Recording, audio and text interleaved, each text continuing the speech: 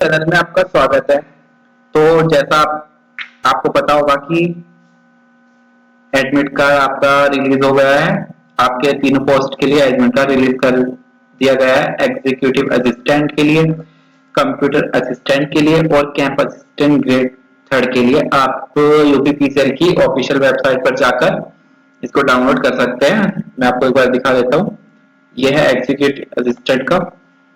आपको इस यहाँ पे क्लिक करना है तो ये आपको यहाँ पहुंचा देगा। यहाँ पे आपको अपना रोल नंबर और ईमेल आईडी डाल के लॉगिन कर लेना है। अभी मेरे पास किसी की ईमेल रोल नंबर नहीं है तो मैं आपको नहीं दिखा सकता। आप अपना यहाँ डालेंगे तो आपका एडमिट कार्ड शो हो जाएगा। तो टाइपिंग के लिए बेस्ट ऑफ लक। मिलते हैं नेक्स्ट वीडियो में।